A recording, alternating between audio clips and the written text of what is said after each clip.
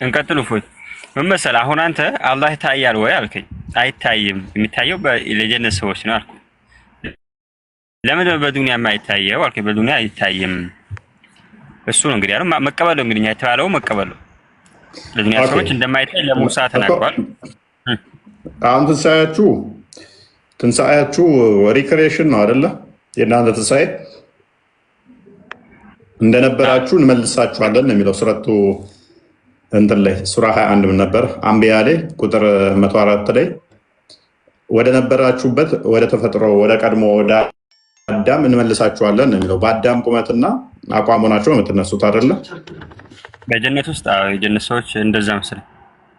እስኪ እንደዛ ከሆነ ምንም ነገር ፊዚካል ቼንጅ የለም ማለት ነው። ወደ ቀድሞ ወደ አደም ብቻ ነው የምትመለሱት። እንደዛ ከሆነ ይሄ አካላችሁ የአደምን ይዞ ከመነሳት ውጭ ምንም ነገር ከሌለ አላህ ደግሞ እይታው ሂጃቡን ሲያነሳ እይታውን የሚያጠፋ ከሆነ ከዛ እናንተ ስትነሱ ደግሞ ሂጃቡን የሚገልጽና የሚያያችሁ ከሆነ እናንተን ያላጠፋበት ምክንያት ምንድን ነው?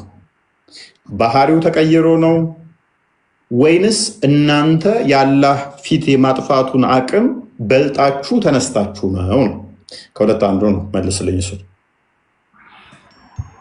እሱ አላህ በሁሉ ነገር ቻይ ነው ማለት እኛ እንድናየው ማድረግ ይችላል። እኔ አይችልም መች ወጣኝ። ቻይማ ከሆነ አሁንም እኮ መገለጥ ይችላል። እንደዛማ ከሆነ የመቻል ጉዳይ ከሆነ አሁንም እኮ ቆይ ካሊድ የመቻል ጉዳይ ከሆነ እኮ አሁንም መገለጥ ይችላል። አይ አሁን መገለጥ አይችልም፣ መታየት አይችልም፣ መደምደም አትችልም። ሙሳም ሲጠይቀው ኖ አይቻልም ከሚል ይልቅ ቻይ ስለሆነ እንዲቻል አድርጎ መገለጥ ነበረበት። እንደዛማ ከሆነ እየነገርኩህ እኮ ነው። በዱንያ አይታይም አልኩ እኮ ነገርኩህ እኮ። በቂያማ ቀን ደግሞ በባህሪው የምታየው ከሆነ አቅሙ ወይን አንሷል የዛለታ ወይንም ደግሞ እናንተ ጠንክራችሁበታል አይልኩህ። ይሄንን አርጊው አድርግ። የውመል ቂያማ ያው እኛ እንድናየው እሱ ያስችለናል። ኦኬ እሱ ያስችለናል ማለት ምን ማለት ነው? ስለዚህ ባህሪው አላህ ቅድም ያልኩትን መጣ ማለት ነው። ማጥፋት ማይችለውን ፍጡር ፈጠረ ማለት ነው። ይዛለታ ላ አይደለም እንጂ እንደፈለገ ማድረግ ይችላል። አዎ እንደዛ ማድረግ እኮ ባህሪውን በደንብ አስተውል። ባህሪውን ሙሉ ለሙሉ ማየት እንድችሉ ያደርጋቸዋል። ይዛለት አዎ የውመል ቂያማ ኦኬ አሁን ማድረግ አይችልም ነበር። ለሙሳ ማድረግ አይችልም ነበር። በዱንያ ላይ አላረግም ካለ እንግዲህ የግድኛ አርጋ እንደለም ፈጣሪ ይሄ እኮ አከራከረ ማለት መልካም ግን በዱንያ ላይ እንዲህ አላደርግም ነበር የዛለታ እንደዚህ በማድረጌ ነው ያለበት አለ ወይንስ በባህሪው ስለሚታየ ነው? በቂያማ ቀን በዱንያ ላይ እኮ እንደማይታይ እኮ ለሙሳ እኮ በቃ ነገረው። ሱረቱል አዕራፍ መሰለኝ ካልተሳሳኩ እዛ ላይ ነግሮታል። በጀነት ደግሞ እንደሚታይ ደግሞ በሐዲስ ተነግሮናል። ይህ ማለት በዱንያ አይታይም በጀነት ይታያል ማለት ነው፣ ያውም ለጀነት ሰዎች። ስለዚህ የቂያማ ዕለት አላህ ባህሪው ሼር ያደርጋል ማለት ነው። ማጥፋት ማይችላቸው ፍጥረቶች ይመጣሉ። የቂያማ ዕለት ንግግሩ ሂጃቤ ከተገለጠች እይታ እስከደረሰበት ድረስ ፍጥረት ይጠፋል የሚለው የሚሰራው እስከ ቂያማ ቀን ድረስ ብቻ ይሆናል ማለት ነው። ከዛ በኋላ አላህ ማጥፋት ማይችል ይሆናል ማለት ነው። እንዲህ ቢችል እኮ ነው እሱ የሚያደርገው። ቢችል ነው ይችላል። የቂያማ ቀን እንዲህ ይችላል። አዎ እኛ እንደነ እሱ አሳለን በጀነት አሳለን ቢችል ከሆነ ሂጃቡን ገልጦ እኮ ነው የምታዩት። ለምን አልጠፋችሁት? እንዳነጠፋ አረገን። እሱ እንዳነጠፋ ካረገነሳ ፈጣሪ ነው እኮ ማድረግ አይችልም። የመቻል ጉዳይማ ከሆነ አሁንም ሙሳንም ማድረግ ይችል ነበር እኮ። ስለዚህ በባህሪው መታየት ይችላል ማለት ነው። እንደዛማ ከሆነ እዚህ ጋር ከባድ አልተስማማንም። እዚህ ጋር ለሙሳ እኮ መቼም አንስማማም። ምክንያቱም አንተ ላይ ፈጣሪ ምን አደረግከው መሰለ? ጊዜና ታይም የሚገዛው አደረግከው። ለፈጣሪ ትናንት የለም፣ ዛሬ የለም፣ ነገ የለም። ለፈጣሪ ትናንት፣ ነገ፣ ዛሬ የሚነገሩት ለፍጡር ነው። የዛሬ ዓመት፣ የዛሬ ወር፣ ቀጣይ 1000 ዓመት ተብሎ ለፈጣሪ አይነገርም። ሁሉም እንዳንድ ክስተት ናቸው። ለፈጣሪ እዚህ የሚባል ነገር የለም። እነኚህ የሚነገሩ ለፍጡር ናቸው። አንተ ምን እያሰብክ ነው? የፍጡር ባህሪን ለፈጣሪ ሰጠ። ገነት ሲሆንና ምድር ሲሆን የተለያየ አድርገህ እያሰብክ ፕሪሳፖዝ ስላደረግክ ነው። እኔ ደግሞ ያንን ፕሪሰፖዚሽን ኤክስክሉድ አድርጌ ነው እያወራሁ ያለሁት፣ ምክንያቱም ፈጣሪ በእነኚህ ስለማይገዛ ማለት ነው። ለማንኛውም አሁን የሆነ ልጅ ከስር የጨቀጨቀ ነው አስገባይ ብሎ ይሄ ጥያቄ ምልክት ያለው አንድ ቁጥር የጻፈው ደግሞ አንድ ቁጥር ጻፍ እንድንገባ ማነህ ወንድም? ጥያቄ ምልክት እሱን አስገባው። ቀደም ጀምሮ አስገባ እያለሁ ምናልባት የተሻለ መልስ ካለው እሺ። ቢኒ እንኳን እንዳመጣህ ማን ነው? አንድ ቁጥር ጻፍ። አንድ ቁጥር እንዴት ናችሁ? እንኳን ደህና ቆያችሁ። ሰላም ብያለሁ። ይኸውና አንሳው ዋብያ ውስጥ ሰው ሰላም እስኪባባል እንኳን ዝም በል። አንድ እያወራን እኮ ከባድ ቢኒ አንድ ያስገባው እያልኩ ነበር። እሺ ቀጥል። በቤታችን ማን አትንፈጋን እንጂ አንተ ሰውዬ ዴ የለም አላከም። አንድ ቁጥር ዋብያው እኮ በቃ ዝም ማለት አይወድም። ጥያቄ ምልክት ገስት ላይ የለም። ይኸው እዚህ ላይ ጻፈልን። ያው ሁሉ ላይ የሚታየው ማለት ነው። ሲቱ ምናምን ጥያቄ ምልክት ያለው ኦኬ። ጥያቄ ምልክት ኦኬ። ቀጥል ቢኒ። አይ ሰላም ልበላችሁ ብዬ ነው። ከዛ ውጭ ዋህብያው የምትጠየቀውን በትክክል መልስ። ብዙ ጊዜ ትሸሻለህ። አራውንድ ዘቡሽ የሚባል ነገር አለ፣ ዳርዳሩ የሚሄድ ማለት ነው። ጥያቄው ቀጥታ ደግሞ አንዳንድ እንደዚህ አይነት ጥያቄዎች ያለው ለስማ ዋህብያው ሃይፖቴቲካል የሚባሉ ምናልባት እንደዚህ ቢሆን እንደዚህ የሚባል ጥያቄዎች ትጠየቃለህ። እሱ መመለስ መቻል አለብን፣ እምነት ብለህ እስከያዝክ ድረስ ማለት ነው። ካልመለስክ ብዥታ ትፈጥራለህ በእምነት ላይ። ለምሳሌ ፊቱን ቢያነሳ ፍጥረታት ይጠፋል ብሎ ከተናገረ ፊቱን አንስቶ ፍጥረታት አልጠፉም ብሎ ጠየቀ። አሁን ይሄ ለምንድን ነው ያልሆነበት ምክንያት ብለህ መናገር መቻል አለብን። ካልሆነ ምን መሰለህ ትምህርት ምን ያሳያል መሰለህ? ቆይ ስማኛ አንዴ። ወጥነት የሌለው ትምህርት ወይም ደግሞ ትምህርቱ በራሱ ውሸት ነው። ፊቱን ካነሳ ፍጥረት የሚጠፋ ከሆነ እናንተ ደግሞ ጀነት ውስጥ አለ ፊቱን አንስቶ የምታዩት ከሆነ ሲጀምር ውሸት ነው ትምህርቱ ማለት ነው። አለበዛ ደግሞ አስረዳ። እንዴት ነው ፍጥረት ማየት አይችልም? ፍጥረታትን የሚያጠፋ ከሆነ አንድ አዳምጠኛ ልንገርህ። በዱንያ ላይ ማየት እንደማንችል ነገርኩህ እኮ። የጀነት ሰዎች ያዩታል። አዎ ያዩታል። እዚህ ጋር አሁን የጀነት ዋብያ ስታስነሳ ይወልድ ስማኛ እንዴ ዱንያ ምናምን የምትለው እኮ ከሰው አንፃር ነው። ቆይ አሁን እኛ እየጠየቅን ያለው የአላህን ባህሪ ነው እንጂ የሰውን ችሎታ አልጠየቅንም። ዱንያ የምትለው ምን የምትለው ስለ ሰው ነው። እኛ የምንጠይቅህ ስለ ሰው ባህሪ ሳይሆን ስለ እሱ ባህሪ ነው። ዱንያም በለው ምንም በለው የማይቀየር ከሆነ ባህሪው ዘላለማዊ ከሆነ ባህሪው አንተ ጀነት ስትገባ እንዴት ነው ፊቱን ሲያነሳ መጋረጃውን ሲያነሳ የማያቃጥልህ? ከሱ ባህሪ አንፃር እንጂ ካንተ መኖር አለመኖር አንፃር አይደለም፣ ካንተ አንፃር አይደለም። ይሄን አስበህ መልስ። እንድናየው ካረገ እሺ። ፈይሳ አለሁ። ሰላም፣ እንዴት ነው? ሁሉ ሰላም ነው? ሰላም ለእናንተ ይሁን። ለመማርና ከእናንተ ብዙ ነገሮችን ለመስማት ነው የገባሁት። ኦርቶዶክስ ክርስቲያን ነኝ። አመሰግናለሁ። እሺ ቴንክ ዩ አጎቴ።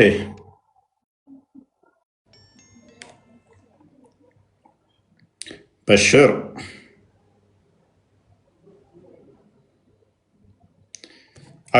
ጥያቄ ምልክት እንኳን ደህና መጣህ።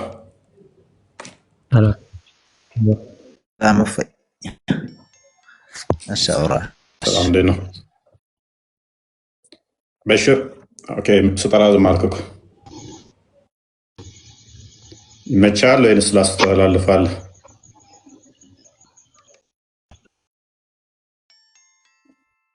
እኔ ጋር የማይሰማኝ አጎቴ በሽር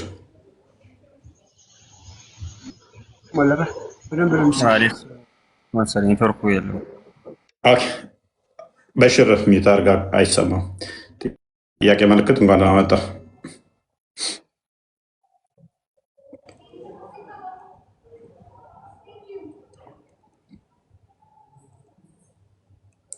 ጥያቄ ምልክት እሰማለሁ። እንዴት ነው? ቶፒኩ ምንድን ነው ዛሬ? አላህ ይታያል የሚል ነበር። ማለት ይታያል ማለት አላህ ማየት ይቻላል እዚህ ዓለም ላይ በኋላ ማለት ግን የሆነ ይቻላል። ድምፅ አለ ሜቢ መቀነስ ከቻልክ ሸራቅ ብልበል ትንሽ። አክሽ እሺ አሁን ይሰማል? ብዙ ትንሽ ራቅ ብያለሁ። ኦኬ እሺ አላህ ይታያል ብለህ ታምናለህ? እዚህ ዓለም ላይ ይታያል ብለን አናምንም። በቀጣይኛው ዓለም ላይ ግን እናያለን፣ በጀነት እናያለን ብለን ተስፋ አለን ኢንሻአላህ። ይታያል ስትሉ ምን እያላችሁ ነው? በባህሪ ይታያል ማለት ነው አላህ? ሙሉ ነገሩን እናያለን በአኺራ ላይ። ስለዚህ ሙሉ ነገሩን የምታዩት በአይናችሁ ነው አይደለ? ስለዚህ የአላህን አይን ያካብበዋል ማለት ነው። አይን ያካብበዋል ሳይሆን በዚህ ምድር ላይ እንዳናየው አላህ ሱብሓነሁ ወተዓላ ጋርዶናል፣ ማየትም አንችልም። ሙሳም ኮሄን ጠይቆት እኔን ማየት አትችልም፣ ወደ ተራራው ዙረህ እየው ብለው ሙዕጂዛውን አሳይተዋል። ግን በአኺራ ላይ ግን እንድናየው ለተራራው ግን ተገልጧል አይደለ? ለተራራው ተገልጧል። ተራራው እንዲያይ ወደ ተራራው ዙሪያ እየዋለ ተራራው ይዘኔ ያው ታውቃለህ ምን እንደሆነ። ተራራው ግን አልጠፋም። ፍጥረት ይጠፋል ነበር ያለው። መሰበርና መጥፋት ይለያያሉ። አንድ ተራራው ላይ መጥቶ ነው የተገለጠለት ወይንስ ሰማይ ላይ ሆኖ ነው የተገለጠለት ወይንስ አርሽ ላይ ሆኖ? ለተራራው አሳየው፣ የእሱን እንትን ብርታቱን አሳየው እኮ። የቱ ጋር ሆኖ ነው የታየው? ብርታቱን አሳየው ወይንስ ታየው? እሱ ታየ የሚላል እንዴ? እኔ እንጃ። እሱ ታየ የሚል ሳይሆን ወደ ተራራው ዙሮ እንዲያ ያደረገ ተራራው የዛኔ እኮ እንትን ሆነ ማለት። ለተራራው አላህ ራሱን የተገለጠው ወይንስ ኃይሉን ነው ያሳየው? እኔን ማየት አትችልም ማለት እኮ ሙሳ ነው እሱን ያለው። አላህ ነው እኔን ማየት አትችልም ያለ እኮ ሙሳና እሱን ያለው። ሙሳን ነው እንደዛ ያለው አይደለ? ለሙሳ እኮ ለሙሳ ነው ያለው እኮ። ለተራራው ግን ተገለጠለት አይደለ? ተራራው እንዲያ ያደረገው ወደ ተራራው። ስለዚህ ተራራው እንዲያ ካደረገው ተራራው ላይ ተገለጠና ከታየ ተራራውን አንደኛ አላጠፋውም። መሰበርና መጥፋት ይለያያል ማለት ነው። ሁለተኛ የቱ ጋር ሆኖ ነው ለተራራው የተገለጠው አላህ? የቱ ጋር ሆኖ እዚህ ጋር ሆኖ የተባለ ነገር የለም። እዛ ላይ የተጠቀሰ ነገር የለም። ግን ተራራውን ለተራራው ተገለጠለት ስትል እንዴት ነው የተገለጠለት? እንዴት ነው ተገለጠለት ማለት ነው? ተራራው ላይ ተራራውን እንዲያይ ኢብን አላጠፋውም፣ ተራራውንም ሰበረው እንጂ እዛው ሆኖ ከላይ እንደዚህ ወደ ታች ተገለጠለት ካልክ ወይ ከዛ እንደዚህ ተገለጠለት ካልክ ስፔሱን ራሱ ማጥፋት አልቻለም። አላ ሲገለጥ ስፔሱን ይሄን ስፔስ እንኳን ማጥፋት ነበረበት። አንድ ሰማይን ማጥፋት ቀዶ እንደዚህ ሽንቁሩ ስቲል አሁን ድረስ መኖር አለበት። ምን የጠፋ ማለት ነው? በዛ በተራራ ላይ እንደዚህ መሬት ጥልቀት ድረስ ፍጥረት አለመኖር አለበት።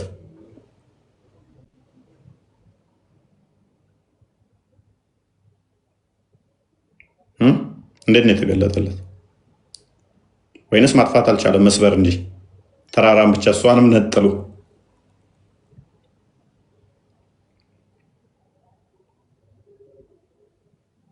አለዋ ትሰማለህ?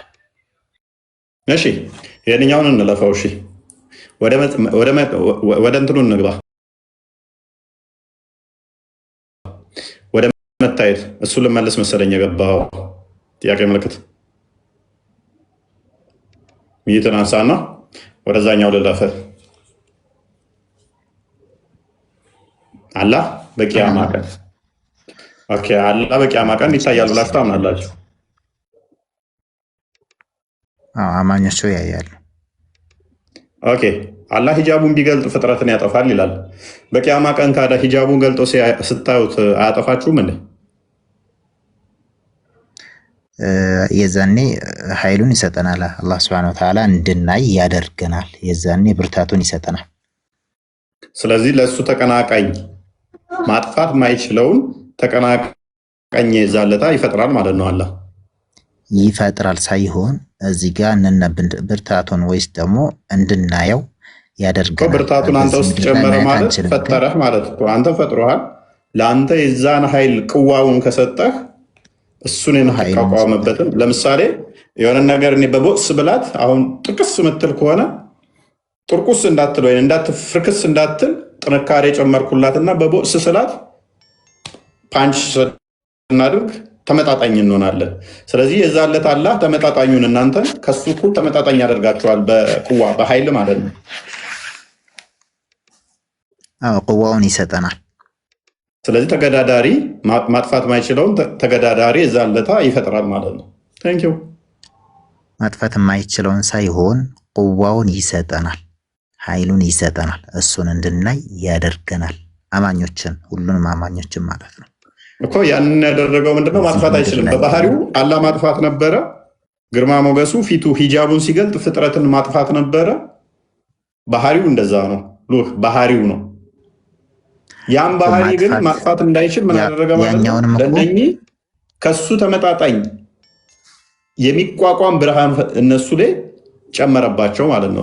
ተመጣጣኝ ያደረገ ከሱ እኩል እንዳያጠፉት ማለት ነው፣ እንዳያጠፋቸው። ስለዚህ እነሱ ማጥፋት ማይችልበት ሌቭል ደረሰ ማለት ነው።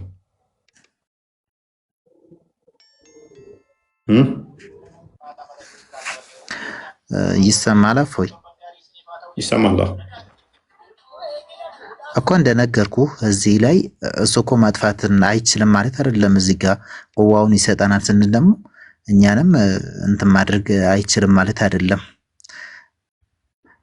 ሆኖም ሳለ ግን የእሱ ፍጡር ነን ሁላችንም። እዛም እኮ እንደፈለገ ሊያደርገን ይችላል፣ እሱ ከሱ በላይ የለምና። ሆኖም ሳለ ግን ኃይሉን የዛኔ ቅዋውን ይሰጠናል ነው። መልካም እሺ፣ የዛለታ ቅዋውን ይሰጣችኋል፣ ማጥፋት አያጠፋም ማለት ነው። መልካም ታዩታላችሁ በሙላት አይደለ? ጨረቃም በሙላት እንደምታዩት እሱም በሙላት ታዩታላችሁ። እንደዛ ነው የተጠቀሰው። ኦኬ። ስለዚህ አላህ ከአርሽ በላይ ነው ምናምን የሚባለው እስከ ቅያማ ቀን ብቻ ነው የሚሰራው ማለት ነው። ለዚህን ያህል ቀን ተብሎ አልተነገረንም። እኛ እየተነገረን ምክንያቱም በገነት ውስጥ የምታዩት ከሆነ ከእናንተ ጋር የሚሆን ከሆነ የምታዩት ከሆነ በአቅራቢያችሁ ካለ ከአርሽ በላይ ነው ምናምን የሚለው ነገር ወይም ደግሞ አይኖች አይደርሱትም ምናምን የሚሉት እስከ ቅያማ ቀን ብቻ የሚሰራው ማለት ነው። ከቅያማ በኋላ ይሰራ ይቀየራሉ እነኚህ ነገሮች። የዛኔማ ፍጥረታት ሁሉ ይጠፋሉ። ሰማይም፣ አርሽም፣ የተለያዩ ነገራቶች ሁሉ ይጠፋሉ። ከዛ ሁሉም በየስራው ይመነዳል። የጀነት ሰዎች ወደ ጀነት ይገባሉ፣ የገሃነም ደግሞ ወደ ገሃነም ይገባሉ ማለት ነው። እኛ አማኝ ሁሉም የሚጠፋ ከሆነ ገነት ፍጥረት አይደለም እንዴ? አይጠፋ? ገነት እኮ ሌላ ሀገር ነው አይደለም? አርሽም እኮ ሌላ ሀገር እኮ ነው እኮ። የዚህ መጨረሻው ፍጡር የዚህ መጨረሻ ሁሉም ፍጥረት የሚጠፋ ከሆነ ገነትም ሆነ ሲኦል ያኛው ዓለምና ጠፊ ናቸው ማለት ነው። የኛው ዓለምና ያኛው ዓለም ይለያያል። ገብቶሃል? የኛውና ያኛው ዓለም ይለያይ ከሆነ አርሽን ለምን ይጠፋላል ካለ ማይጠፋ ፍጥረታት የለም። ሁሉም ፍጥረቶች ይጠፉና እንደገና ሰዎች ይቀሰቀሱና ከዛም መላእክቶች ይጠፋሉ። መላእክቶች ይጠፋሉ። ሁሉም ፍጥረታት ላይኖች ይጠፋሉ። መላእክቶች ፍጡር አይደል እንዴ? ነብያቶች መላእክቶች ሆርላይኖችስ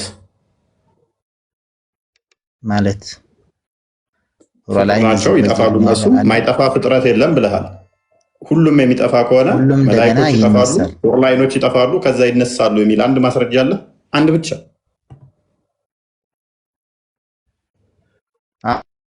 ሰዎች እንትን ሆኖ ይቀሰቀሳሉ የሚል ሐዲስ አለ። ባላስታውስም ቦታው ችግር የለውም። የሰዎችን እስማማለሁ እኔ የሚል ስላለ መላእክቶችና ሆርላይኖች ይጠፋሉ።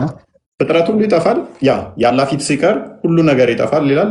የአላህ ፊት ብቻ የሚቀር ከተባለ እጁም ጠፊ ነው የሚሆነው። መላይኮችም ይጠፋሉ። በዚህ ኮንቴክስት ከሄድን ሁርላይኖችም ይጠፋሉ። አላህ ማን አለ ከኔ ውጭ እያለ ይፎክራል። ማን አለ ንግስታት፣ ማን አለ ሲኑ ምናምን እያለ ከኔ ሌላ ማን አለ ይላል። እንደዛ ከሆነ መላእክቶችም የሚጠፉ ሁርላይኖችም የሚጠፉ ከሆነ ሁርላይኖች እና መላእክቶች እንደዚህ ይነሳሉ የሚል ማስረጃ አለ ከሀዲስ ከቁርአን ተው ከሀዲስ ሶፋር አላቅም። እኔ እንደዚህ ያለ አይመስለኝም። ኤኒዌይስ ባክ እናድርጋው ነው ወደዚህኛው። ይሄኛው ስለማዋጣ መረጃ ሊመጣል ስለማይችል ባክ እናድርግና አላህ በምልአት የሚታይ ከሆነ የሚታይ ነገር ግዝፈት ያለው አካል ነው አይደለ? ጥያቄ ምልክት የት ነው? አንድ ደቂቃ ጠብቀኛለህ። ደቂቃ ብቻ። እሺ አንድ ደቂቃ። ከድር እንኳን ደህና መጣ። ሀሳብ ካላችሁ መቀጠል ትችላላችሁ። በመሀል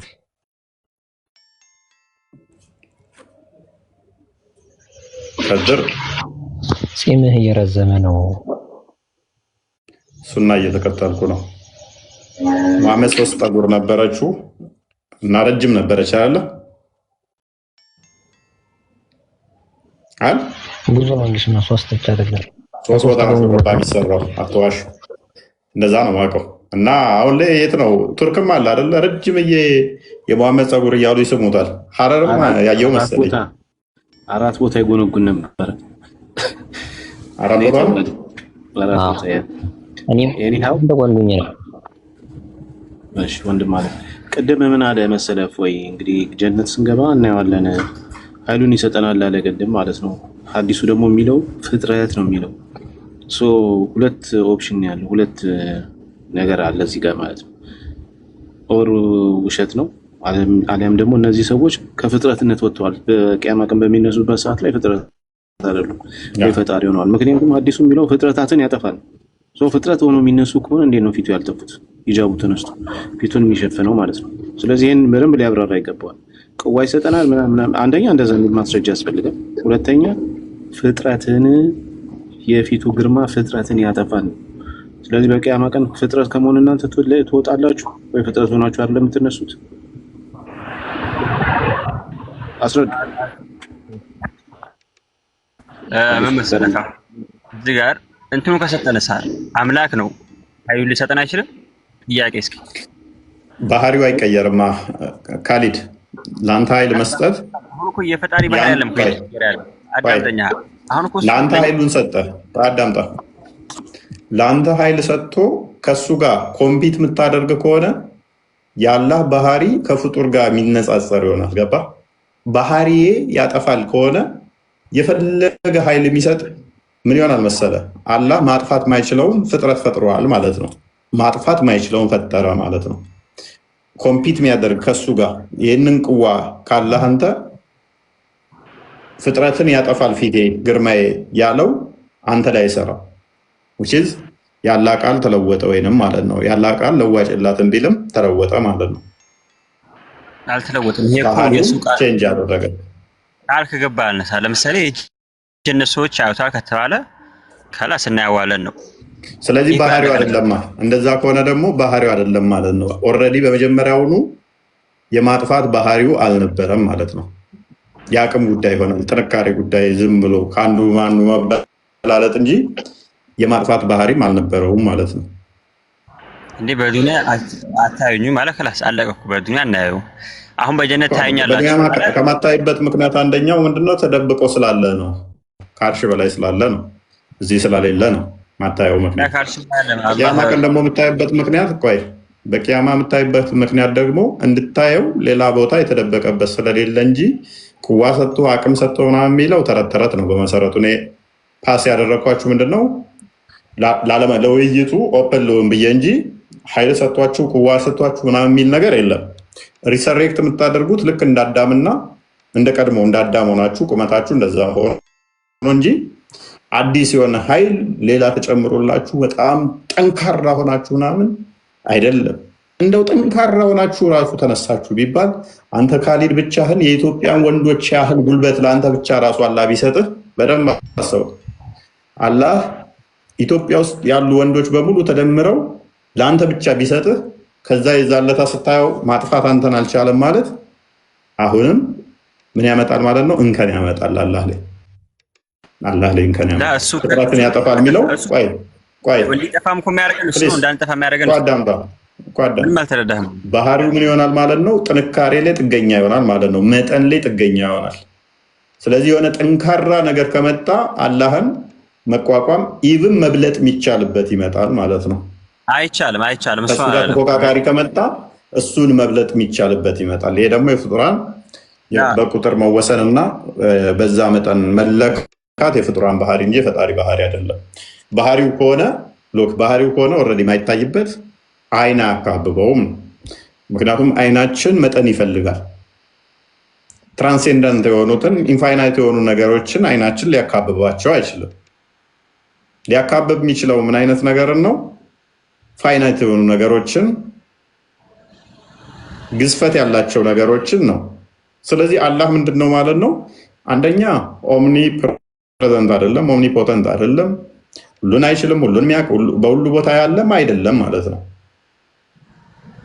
የተገደበ የተወሰነ ቦታ የተመጠነ በትራይ ኤረር ያለ ነው ማለት ነው። በፊት እንደዚያ ይሆናል፣ ከዛ ደግሞ እንደዚህ ያደርጋለሁ እያለ ባህሪውንም ሪሼፕ እያደረገ ከራሱ ጋር ከፍጡሩ ጋር አዳፕት እያደረገ የሚሄድ አሁን ከፍጡራኑ ጋር ተለይቶ ተነጥሎ ተደብቆ ያለው አካል ካያችሁኝ አጠፋችኋለሁ፣ ካየዋችሁ ትጠፋላችሁ ብሎ በማስፈራራት ያለው አካል በኋላ ደግሞ ባህሪውን ይቀየርና ከፍጡራኑ ጋር ኮሚኒኬት የሚያደርግ ከነሱ ጋር ባህሪው የነሱ ፊቱ እንኳን ማጥፋት ማይችል አካባው አዋስ ነው የሚያዩት። እስሩ እንደፈለጉ ሲሆኑ እያዩት እስሩ በዛቱ እየተመለከቱት ይሆናል። ይሄ ደግሞ የፍጡራን ባህሪ ነው። መታየት በራሱ አይን ካፕቸር ማድረግ በራሱ አይን ፎቶ ነው። አይን ማንሳቱ የሱን አካል በራሱ ምንድነው? ፍጡር ያደርገዋል። ምክንያቱም የምታየው ነገር ቦታ ነው። ያለ ቦታ አታይም አይን። ስለዚህ አላህ በቦታ ከሆነ ደግሞ የሚታየው ተካቦ ከሆነ ደግሞ አይንህ የሚያካብበው አላህን ብቻ ሳይሆን በቦታ ውስጥ ነው አላህን ያካበበው። ስለዚህ አላህ ምን ሆነ ማለት ነው? በቦታ ኢንኮምፓስ ሆነ ማለት ነው። ተካበበ ማለት ነው። በቦታ ውስጥ የተካበበ ነገር፣ ቦታ ያዋሰነው ነገር ቦታው እሱን በለጠው ማለት ነው። ምክንያቱም አላህን አካበህ ታየዋለህ ማለት አላህን ባየህበት ቅጽበት ቦታ እያየህ ነው። እንዲህ ስታይ ፊት እያየ ነው፣ ወደፊት ያለ ነገር። እንዲህ ስታይ ወደ ጎን ቀኝ ግራ እያየህ ነው። እንዲህ ስትል እላይ እያየህ ነው። እታይ ስትል እታች እያየህ ነው። ስለዚህ እነኝን ዳይሬክሽኑን አካበህ አላህን ባየህበት ቅጽበት በዚህም ያሉት አቅጣጫዎች አላህን አካበቡት ማለት ነው። ስለዚህ አላህን የሚበልጥ ዳይሬክሽን ራሱ አለ ማለት ነው። ስለዚህ አላህ ምን ሆነ? የተካበበ ፍጡር በቦታ ውስጥ የተወሰነ ያደርገዋል ማለት ነው። ይሄ ደግሞ የፍጡራን ባህሪ ነው። ይሄ በቃ ከድር ልመለስ ነው። እስቲ ሞክር ጋድር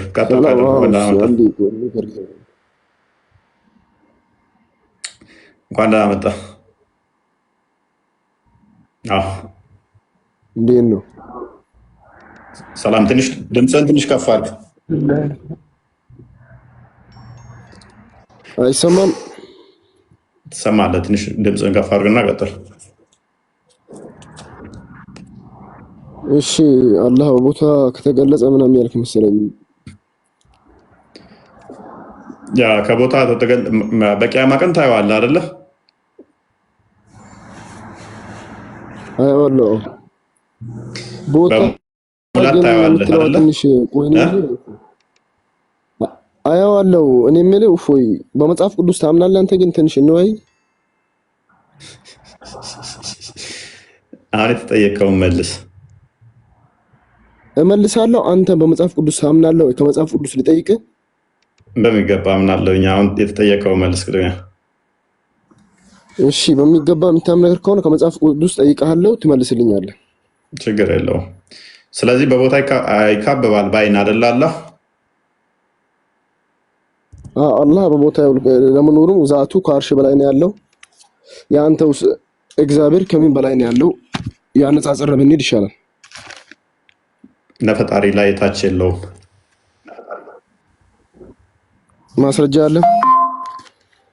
ላይ ታች ተብሎ የተገደበ አይደለም። የኛ ፈጣሪ የተገደበ ለግዑዝ ነው፣ ለግዙፍ ለግዑዝ አካል ነው።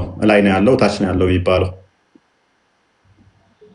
موجودين بلا مكان ولا بك መልካ አጎት እሺ፣ አንዴ እንደዛ ከሆነ መጽሐፈ ነገሥት ቀዳማዊ 22:19 ክፈትልኝ። ምንድን ነው ያልከው አጎቴ? ያለ ቦታ ያለ ቅጣት የስንቶ የአጎቴ ሌላ ቂዳ ነው። የአሁኑ ስንቶ እሱ ያለህን አውጣ። የአጎቴ ሌላ ቂዳ ነው። አንዴ አንተ ሌላ ነው ሙስሊም አይደለም እንደ እሱ ላ አሁን የከድር መልስ ለኔ መልስልኝ። ከኔ ጀምረና አጎቴ አንዴ ዝም በል። ኦኬ መጽሐፈ ነገሥት ቀዳማዊ 22:19 ክፈትልኝ። እፎይ ምን ልክፈትልህ? ምን ያደርግልሃል? ነገሥት ላይ የተጠቀሰው ኢሳያስ ላይ የተጠቀሰው ዘጸአት ላይ የተጠቀሰው እንዳለ መገለጥ ናቸው። እነሱ ደግሞ መገለጥ ምን ብለን እናምናለን? ለነቢያቶች እግዚአብሔር በተለያየ መልኩ ለእነሱ በሚገባቸው መልኩ ተገልጦላቸዋል። ያ ማለት ግን በባህሪው እግዚአብሔር እንደዛ ነው ብለን አናምነው። የሚወሰን የሚካልል የሚታይም አይደለም።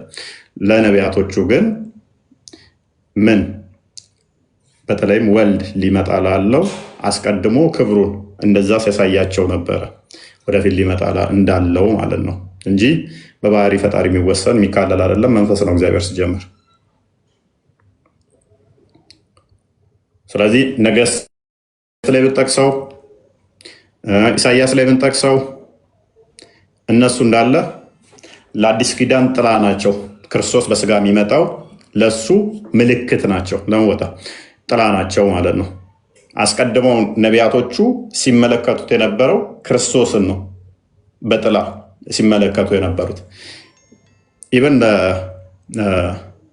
አብርሃም ራሱ ሲገለጥ አብርሃም ራሱ ሲገለጥ እግዚአብሔር በሰው አምሳል ሲገለጥ፣ ለዳንኤል ሲገለጥ እነኚህ ክርስቶስ ሊመጣ ላለው ጥላ ነበሩ እንጂ በባህሪ እግዚአብሔር ተወስኖ የሆነ ቦታ ላይ ተቀምጦ የሆነ ቦታ ቆሞ የሆነ ቦታ ሆኖ ከላይ ከታች ተብሎ ተወስኖ የሚነገር አይደለም። ለእርሱ መወሰን የለውምና ላይ ታች ነው ያለው ተብሎ የሚወሰንም አይደለምና እነኛ በነቢያቶች የተነገሩት በሙሉ ምን ብለን ነው የምናምነው? እንጂሎፋኒ ወይንም ቴዎፋኒ በእግዚአብሔር በመላእክት አምሳል ተገልጧል፣ በሰው አምሳል ተገልጧል። ለምሳሌ ለአብርሃም በሽማግሌ አምሳል በሶስት ሰዎች አምሳል ተገልጧል። ተመልሶ መላእክት ይላቸዋል። ሁለቱንም ሲገለጥ ምንድነው እሱ ለሰው በሚቀርብ ሁኔታ እንጂ እግዚአብሔር በባህሪው እንደዛ ሆኖ አይደለም። እግዚአብሔር ማንም ያየውም የለ ሊታይም አይችልም። ዮሐንስ ወንጌል ምዕራፍ 1 ቁጥር 18 እንደሚናገረው። ስለዚህ ለአዲስ ለምሳሌ ኢሳያስ እኮ ገና ሲጀምር እግዚአብሔር በዘመርካፋ ቀሚስ በዙፋን ላይ ያየሁት ይላል። ያ ማለት ግን ለማን የተነገረ ነው? ለኢየሱስ የተነገረ ነው። ዮሐንስ ወንጌል ምዕራፍ 12 ላይ ቁጥር 40 አካባቢ ይመስለኛል። ይሄን በደንብ ያስቀምጠዋል። እንዲሁም ደግሞ እግዚአብሔር ክብሩን አየን ይላል እኮ ዮሐንስ ራሱ በስጋ ሲገለጥ በታላቅ ክብር ላይ ያየ ነው ይላል። መቀመጥ ለእግዚአብሔር የሚነገር አይደለም። ለምንድን ነው መቀመጥ የተነገረው? ይህንን ዮሐንስ አፈወርቅ በደንብ አድርጎ ያብራረዋል። ስለ መሄድ ተነገረ፣ ስለ መምጣት ተነገረ፣ እስቲ ስለ መቀመጥ ደግሞ እናውራ ብሎ በደንብ አድርጎ ያብራረዋል። እና እዛ ላይ በደንብ ከሚያብራራው መቀመጥ ምንድን ነው? ፍርድን ለማሳየት ነው። እግዚአብሔር ፈራጅነቱን ለማሳየት እንደዛ ተብሎ ይነገራል። በዙፋን ላይ ተቀምጦ ተብሎ ሲነገር ለዚህ ቁጭ ብሎ ማለት ሳይሆን ፈራጅ ነው ለማለት ነው። ነገስታት በዙፋናቸው ላይ ተቀመጡ ሲባል ፈራጅ ናቸው፣ ፍርድ ላይ ናቸው የሚለውን ለማሳየት እንደሆነ ሁሉ እንደዛ የተነገረ ነው። አንዴ እሺ፣ አንድ ጥያቄ ጠይቅና ልውረድ። በቃ አሁን 5 ሰዓት ሆኗል መስሎኛል። ለመሆኑ ኢየሱስ ክርስቶስ ለእኛ ወንጀል ተሰቅሏል ብላችሁ ታምናላችሁ? ይህ ለእናንተ ወንጀል ተሰቅሎ ከሆነ አሁን ላይ ጥሩ መስራት መጥፎ መስራት ምን ያስፈልገው? ማለት አንዲት ተሰቅሎ የእናንተን ወንጀል አብሷ ብላችሁ ካመናችሁ ምን አስፈልገው? እንደፈለግን ዝሙትንም ምንትን ብለን ያው ወደ ሰባተኛው ሰማይ መግባት ነው አይደል? ማለት ከተሰቀለ ለምን ያስፈልገ ነው አሁን ጥሩና መጥፎ መስራት? ኦኬ ክርስቶስ ለኛ የተሰቀለው የእግዚአብሔር ልጆች እንድንሆን እንጂ የዳቢሎስ ልጆች እንድንሆን አይደለም። የእግዚአብሔር ልጆችና የዳቢሎስ ልጆች ደግሞ የሚለዩት የሚታወቁት በግብራቸው ነው። ዮሐንስ ወንጌል ምዕራፍ 8 ቁጥር 44 ላይ እናንተ ከአባታችሁ ከዳቢሎስ ናችሁ፣ የአባታችሁ ምኞት ልታደርጉ ትወዳላችሁ፣ እርሱ ነፍሰ ገዳይ ሐሰተኛ የሐሰት አባት ነው ይላል። ሐሰተኛ የሐሰት አባት ነፍሰ ገዳዮች የዳቢሎስ ልጆች ናቸው። ክርስቶስ ስለኛ የሞተው ስለኛ የተሰቀለው የማን ልጅ እንድንሆን ነው? ሮሜ ምዕራፍ 8 ቁጥር 15 ጀምሮ አባት አባት ብለን እንድንጠራ መንፈሱን እንደሰጠን በእርሱም ደግሞ የእግዚአብሔር ልጅነትን እንድናገኝ አግኝተን ገነት እንድንገባ እንደሆነ ይነግረናል። የሚቀበሉት ዮሐንስ ወንጌል ምዕራፍ 1 ላይ ቁጥር 11 ጀምሮ ለተቀበሉት የእግዚአብሔር ልጆች የሆኑ ዘንድ ስልጣንን ተሰጣቸው፣ ይህም ከስጋና ከደም አይደለም ይላል። የተቀበሉት ክርስቶስን ሞቶልናል ብለው የሚያምኑት ክርስቶስን የእግዚአብሔር ልጆች እንዲሆኑ ነው። የእግዚአብሔር ልጆችና የዳቢሎስ ልጆች ደግሞ መለያቸው ምንድን ነው? ምግባራቸው ነው። ገላትያ ምዕራፍ 3 ላይ ከቁጥር 8 ጀምሮ ለአብርሃም እንዴት እንደተመረጠ ወንጌል እንዴት እንደተሰበከለት ከነገረው በኋላ በክርስቶስ የአብርሃም ዘር የሆኑት እነሱ እንደሚጸድቁ ሲነግረን እነኛ ሁሉ እንዴት እንደሆነ በደንብ አስቀምጦታል ማለት ነው። ገላትያ ምዕራፍ 3 ከቁጥር 24 አካባቢ ጀምሮ። ስለዚህ በደንብ አስተውል። የክርስቶስ ምንሆነው ክርስቶስን ስንቀበል የእግዚአብሔር ልጅ ምንሆነው ኃጢአቱንና መሻቱን መጥፎውን ነገር በሙሉ ቀብረን ነው እንጂ ስርቆቱን፣ ሌብነቱን አስከትለን አይደለም። ስለዚህ የክርስቶስ ከሆነን የእግዚአብሔር ልጅ ከሆንን ነፍሰ ገዳይ አንሆንም። ሁለት አባት አይኖረንም። የሚኖረን አንድ አባት ነው። የዳቢሎስ ልጆች ሐሰተኛ፣ ነፍሰ ገዳይ፣ ውሸታሞች፣ ዘማዊ ናቸው። የእግዚአብሔር ልጆች ደግሞ እውነተኞች፣ ትሑቶች፣ የዋሆች፣ ብልሆች ናቸው። ክርስቶስ ደግሞ የተገለጠው በስጋ የዳቢሎስ ልጆች እንድንሆን ሳይሆን የእግዚአብሔር ልጆች እንድንሆን ነው። ስለዚህ የእግዚአብሔር ልጆች ምንድን ናቸው አልኩ? የዋሆች፣ ትሑቶች፣ ቸሮች ናቸው። ዮሐንስ ወንጌል ምዕራፍ 13 ቁጥር 13 ላይ እናንተ መምህርና ጌታ ትሉኛላችሁ፣ እንዲሁ ነኝና መልካም ትላላችሁ። እኔ መምህርና ጌታ ከሆንኩ እግራችሁን ካጠብኩ እናንተ ደግሞ እንዲህ ልታደርጉ ይገባል አለ። ምሳሌ ትቶልን ሄዷል። የእግዚአብሔር ልጅ እንድንሆን እሱ ያደረገው ምሳሌ ትቶልን ሄዷል። አንደኛ ጴጥሮስ ምዕራፍ 3 ላይ ከቁጥር 22 ጀምሮ መጥፎ ሰርታችሁ ብትታገሱ ምን ዋጋ አለው አለ። ነገር ግን የዋህ ትሑት ሆናችሁ ብትታገሱ ትልቅ ዋጋ አላችሁ አለ። ክርስቶስ ደግሞ ፍለጋውን እንድትከተሉ ይሄንን ምሳሌ ትቶላችሁ ሄደ አለ። ምን መልካም መስራትን ፍለጋውን እንድንከተል ትቶልን ሄደ። ስለዚህ የእግዚአብሔር ልጆችና የዳቢሎስ ልጆች በምን ይታወቃሉ? በግብራቸው ይታወቃሉ። ክርስቶስ ደግሞ እንድንቀበለው የማን ልጅ እንድንሆን የእግዚአብሔር ልጅ እንድንሆን የሚፈልገው ያደረገ ነው። ያመኑት የተጠመቁ የክርስቶስ የሆኑ የእግዚአብሔር ልጆች የተባሉ እነሱ መጥፎውን ነገር ድርጊትን በሙሉ ይቀብሩታል፣ መልካምን ያደርጋሉ። ያላመኑ ያልተጠመቁ እነኚህ ደግሞ የዳቢሎስ ልጆች ከሆኑ ይገላሉ፣ ይዋሻሉ፣ ይሰርቃሉ።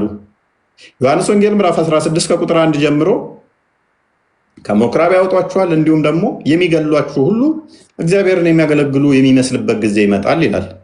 ቃል በጣም ሰነፍ ነው፣ መረጃ መክፈት አይችልም። ኤኒዌይስ እና በደንብ አስተውል።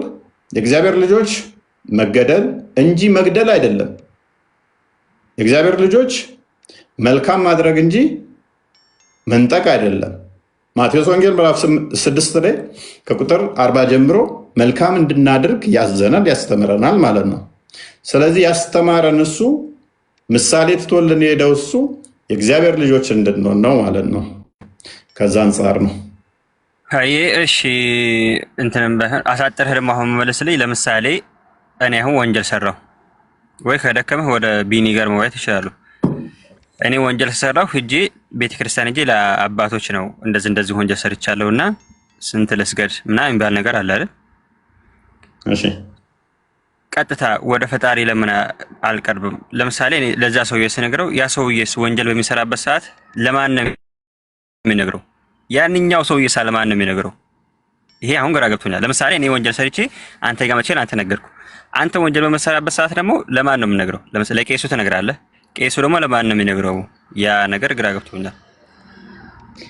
ኦኬ ንስሐ አባት እሱም ንስሐ ይኖራል፣ ንስሐ ይኖራቸዋል። ችግር የለውም። እሱ ምንም ግራ የሚያጋባ የለም። ለእግዚአብሔር ቀጥታ ልናገርሞ ትናገራለህ። ለእግዚአብሔር ቀጥታ ትናገራለህ። እሱ የሚመራህ ደግሞ ለእግዚአብሔር ንስሐ እንድገባ ነው። ለምሳሌ አንተ ሰረክ ወይንም ደግሞ የሰው ንብረት ወሰድክ፣ ሰርቀሃል። ስለዚህ የሰረከው ነገር በመስረቅህ ጸጸተ የሆነ ሰዓት ላይ ኃጢአት ነው ብለህ አሰብክ።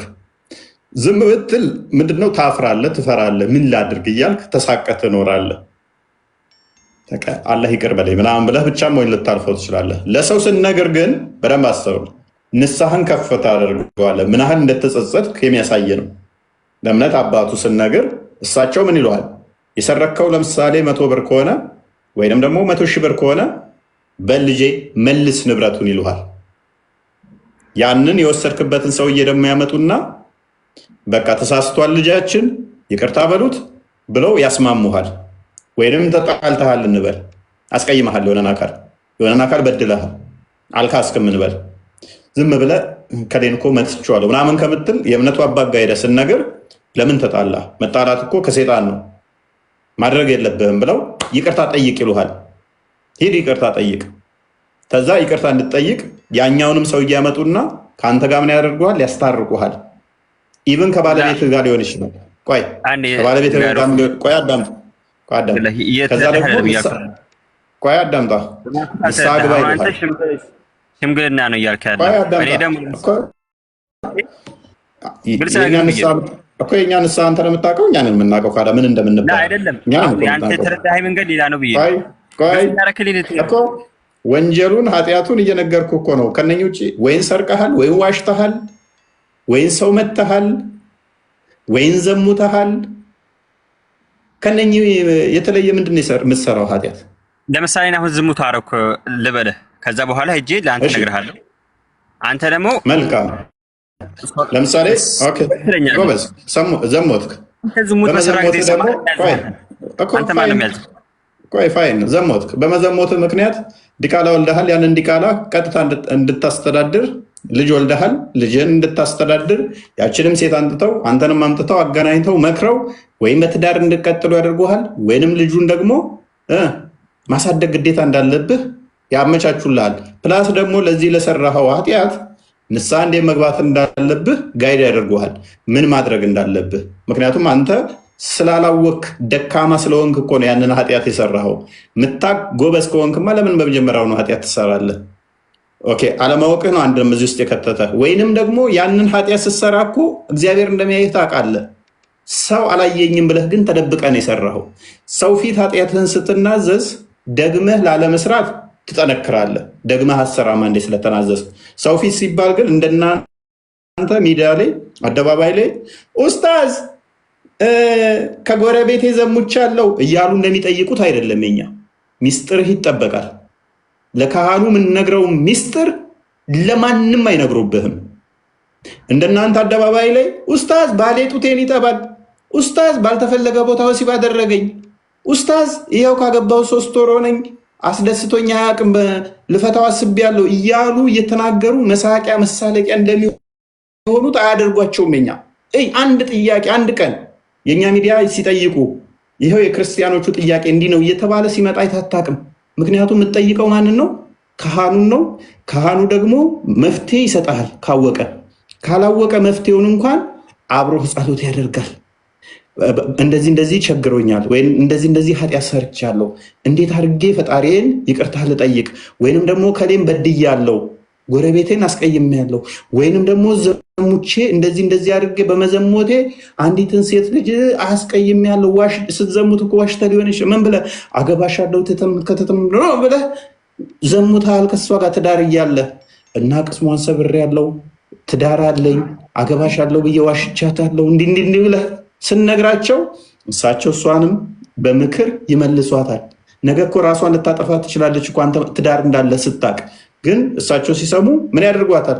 እሷንም መክረው አንተንም መክረው ምን ማድረግ እንዳለባችሁ ጋይድ ያደርጓችኋል። አንድ ንስሐ ደግሞ ፈጣሪያችሁን እንድለምኑ እንድትጸልዩ እየደወሉ በል ደግመህ እንደዚህ እንዳሰራ ጎብዝ፣ ንስሐ እንደዚህ አድርግ፣ ጾም፣ ጸልይ እያሉ ይመክሮሃል። ይሄ ምን ያደርጋል? ይበልጥ ወደ እግዚአብሔር እንድቀርብ ያደርጉሃል። እንደናንተ ጋር ግን ከሆነ ኡስታዝ ባሌ ወሲብ ሲያደርግ አየሁት እና ልፈታው አስቤ ነው። አርፈሽ ተቀመጪ። ማን ተከታታይዋለሽ?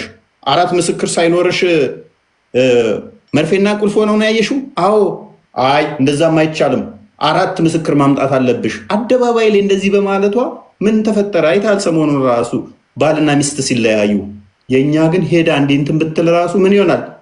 አደባባይ ላይ መሳቂያ መሳለቂያ አትሆንም። አንደኛ እሱም መሳቂያ መሳለቂያ አይሆንም። ሁለተኛ ልጆች ያንን ሰምተው ልጆቻቸው በወላጆቻቸው ምክንያት አይሸማቀቁም። ሁለተኛ ምክንያቱም በባልና በሚስት መካከል እዛው ይቀራል።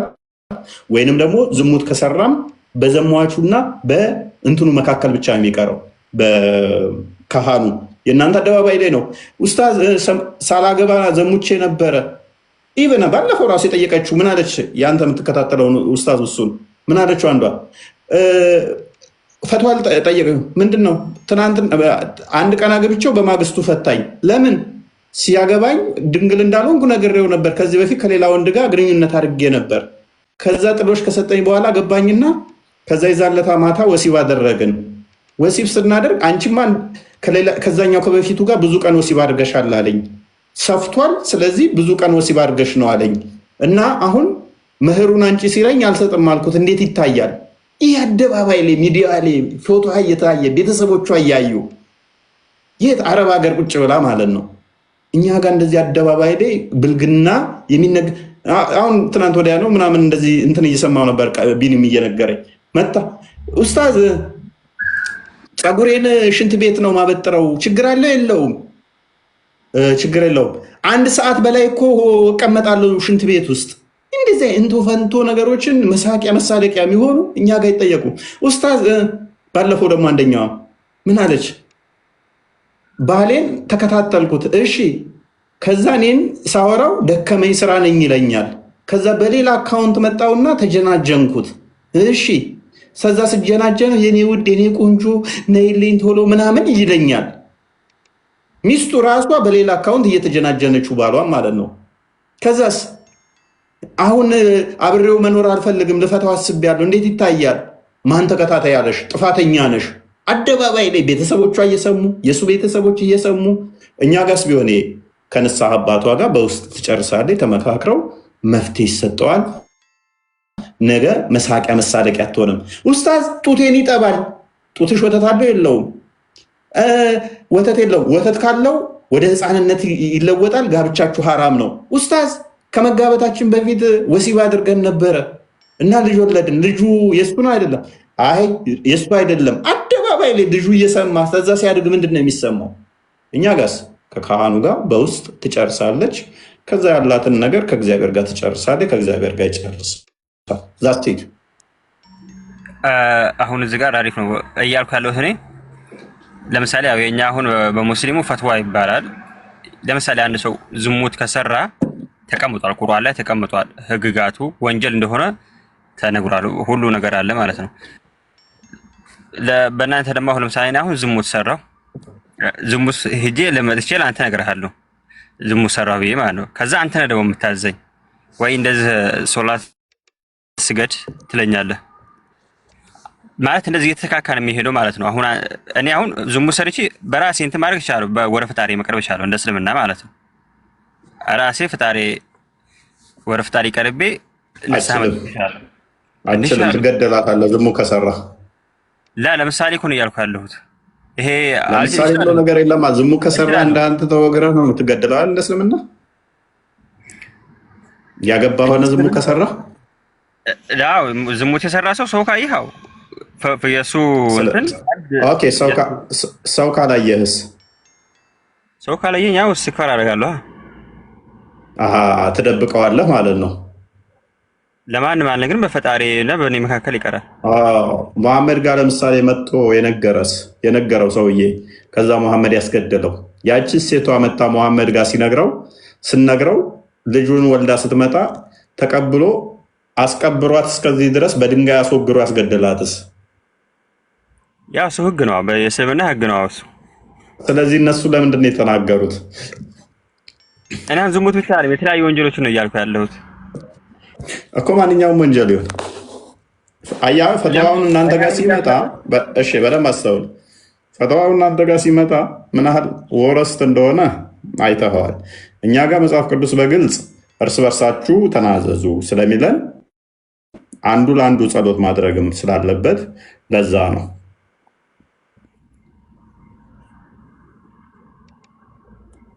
ወይ ልጠይቀው እንደው አሁን እኮ በጣም የሚገርም እኮ ለምሳሌ ዝሙት ሰራ ሰው አላየም። እሺ ከዛ ለአላህ ሄደህ ይቅር ትለዋለህ አይደለ? ጸሎት አድርገህ ሰግደህ ባብያ ውስጥ ይመልስልኝ።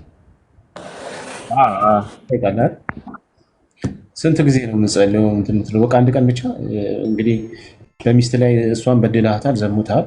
ከዛ ሄደህ ትጸልያለህ፣ ውዱእ ታደርጋለህ፣ ይቅር በለኝ ትለዋለህ። በቃ ይቅር ይልሃል። ይቅር እንዳለ በምን ታውቃለህ?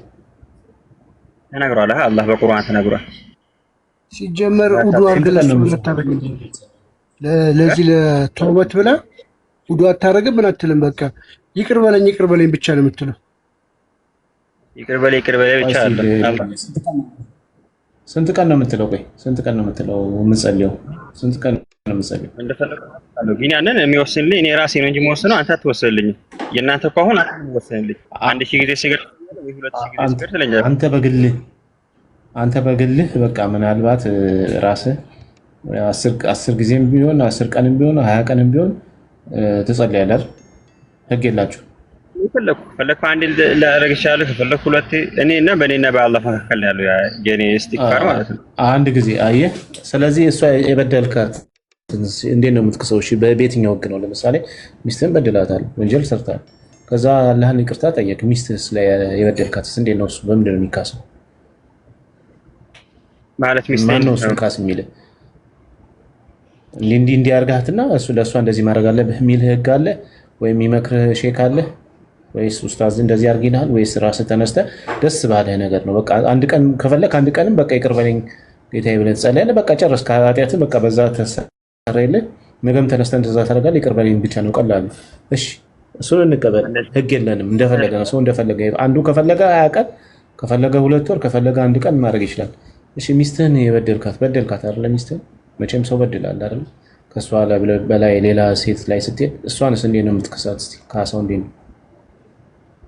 እሷን ለምን እኔ እሷ መካስ አልመካሳው እኔ ወንጀል የሰራሁት ማለት ራሴን የጎዳሁት እኔ ወንጀል በድልሃል እኮ ሰው በድልሃል። አንዴ ራስን አይደለም ሰውም በድልሃል። በሚስት ላይ እንዴ አሁን እኮ በሚስት ላይ እኮ ሌላ ሴት ይዘህ በድልሃታል።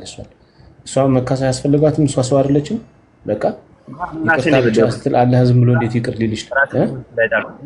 ወንጀል አላስገባኋትም በማረጌ እኔ ራሴን ወንጀል የገባሁት እሷ በእኔ ወንጀል አትጠየቅም። ስለዚህ እናንተ ጋር በቃ ችግር የለም። ሚስትህ ጋር ብትዘሙትባትም በቃ አንተ አላህን ይቅር ትላለህ። ሚስት ግን ይቅር ተባለች አልተባለች ችግር የለውም። በቃ ምንም ችግር የለውም ነው እያልክ ያለው። ካሳ አያስፈልጋትም ነው። ካሳ የሚባል ነገር የለም። እንደ ሰው አትታይም ማለት ነው። አየህ ችግሩ ሴት ልጅ ወንድ ልጅ አለ ማለት ለኔ አልነገረኝም እያልኩ ያለው ሴትና ወንድ ችግሩ አይ ቆይልህ፣ ችግሩማ ሰው በድልሃል እኮ። ያንተ ሚስትስ እንደዛ ብታደርግ ያንተ ሚስት ሌላ ጋር እየሄደች ከዓመት በላይ ስዘሙት ብቆይስ? ከዛ ምንም ዝም ብትልህ ስትሰማ እኔ ካልሰማሁ ችግር የለም። እኔ ካልሰማሁ ሰማህ አንተ አልነገረችም። እሷ ሳትነግረኝ ሰማሁ። እርግጠኛ ከሆንኩ ማድረጓ እርግጠኛ ከሆንኩ እኔ ራሴ ውሳኔን ወስዳለሁ። የምወስደው ውሳኔ ማለት ነው። ምንድን ነው ውሳኔ? እኔ ፈለኩት ማድረግ እችላለሁ። ወይ ይቅር ልላት እችላለሁ፣ ወይ ልመክራት እችላለሁ፣ ወይ ልፈታት እችላለሁ። ቀድማ ብትነግርህስ ይሄንን ተሳሳትኩ ብላ እያልኩ እኮ ነው። ቀድማን በነገር እኔ ብሰማም እንደዚሁ ነው የማደርገው። ይቅር ልላትም እችላለሁ። የራሴን ውሳኔ እዚህ ጋር ገብቶሃል። አሁን እናንተ ግን እኔ እኮ ግራ የገባኝ አሁን እዛ መጨረሻ ላይ ወንጀል የሚያጠፋው እኔ ለአንተ ስነግር፣ አንተ ለቢኒ ስነግር፣ ቢኒ ለቃል ሲነግር፣ ቃል ለሀይብ ሲነግር፣ ሀይብ ደግሞ ለማን ነው የሚነግረው? አሁን የኛ በቀጥታ ለአላህ ነው የምንነግረው ነው ያልኩህ። ኢስቲግፋር ስታረግ ይሄ ፈትዋ ላይ የሚጠየቀው ቅድም እኮ ነገርክ እኮ አንተ እኮ አልሰማልክ እንጂ ፈትዋ ስትጠይቁ እንዴት እንደሆነ ፈትዋ በልና ቲክቶክ ላይ ሰርች አድርግ በደንብ እዛ ላይ ስለምትማርበት ከቂጥ አስተጣጠብ እስከ ስህተቶቻቸው ሲሰግዱ ፈሳቸውን ፈስተው የሰገዱ ጭምር ምን ማድረግ እንዳለባቸው የሚጠይቁት ኡስታዞቻችሁን ፈትዋ ላይ ስለሆነ ከዝሙት እስከ እንስሳትን የዘሞቱ ድመት ከመግደል እስከ ውሻ የገደሉ ሰራተኛን ወሲብ ከማድረግ ዘመዶቻቸው የቤተሰብን ወሲብ እስካደረጉ የተለያዩ ኃጢአቶችን አደባባይ ላይ ተናዘዙልህ ስላለ እነኚህ ሁሉ ደደቦ ነው ወይ ዋብያው ያንተን ያህል እውቀት ሳይኖራቸው ቀርተው ነው ወይ አንተን ሚዲያ ላይ በየቀኑ የሚጠይቁት? አንደኛ። ሁለተኛ ደግሞ ሼኮቻችሁ የጺማቸውን አንጀርገው መፍትሄ እንሰጣለን ብለው የተቀመጡት ሲጠየቁ ምን አገባን ለምን ትጠይቁናላችሁ? ቀጥታ እዛው አላህን ጠይቁ አይሉም ወይ? መልሶቻቸው ግማሹን ገንዘብ ሰርቀሽ ከሆነ መልሽ ሲሉ፣ ግማሹን ዱቄት ሰርቅ ያለው ስትል በያሁን ካሺ ሲሉ፣ ግማሹን ንብረት ኖሮኝ የለኝም ብዬ ዋሽቻለሁ ስትል ስለዚህ መፍትሄው ምንድነው ብላ ስትጠይቅ እንዲህ አድርጊ ከምሉ ምን አገባን እኛ የምትጠይቂን አላህን ጠይቂ አይሉም ወይ? ቴሌቪዥን ፕሮግራም ከፍተው ጺማቸውን አንጀርገው ቀለም ተቀብተው 724 አውር ይሄንኑ ጥያቄ የሚቀበሉት የእኛ አባቶችስ አንድም እንደ ቴራፒ ያገለግላል። ሰው የተጨነቀው የከፋው የተበደለ አዘነም ሄዶ እንደ አባት ያማክራቸዋል። አባዬ ከፍቶኛል አዝኛለሁና በኃጢአት ላይ ኃጢአት አብዝቻለሁና መፍትሄ ንገሩኝ።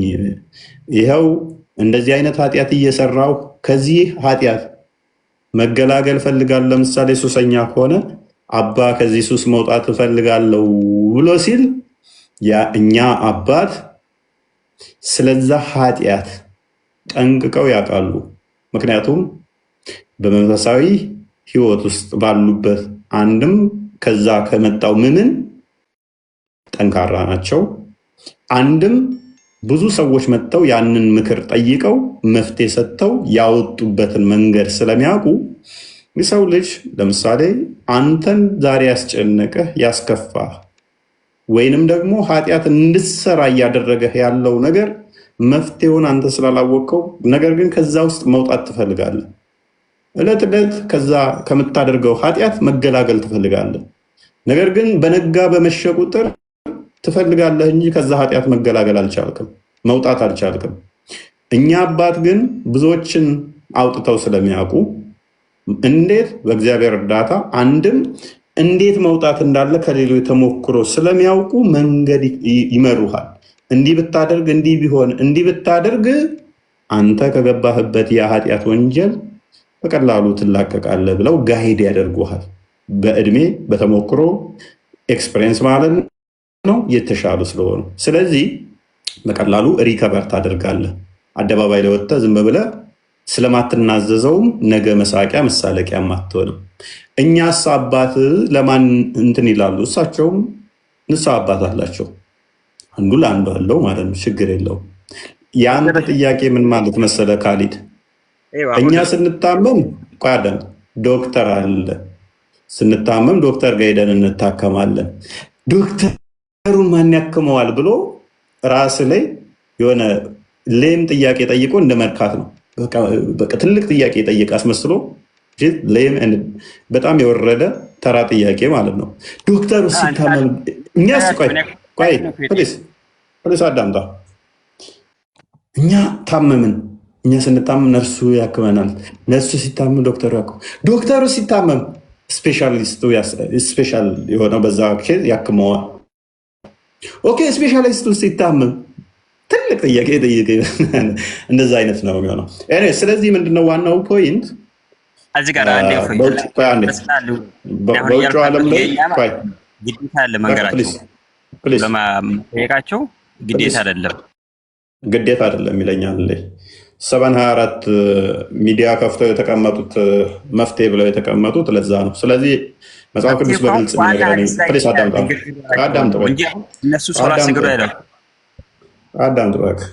አዳምጥ።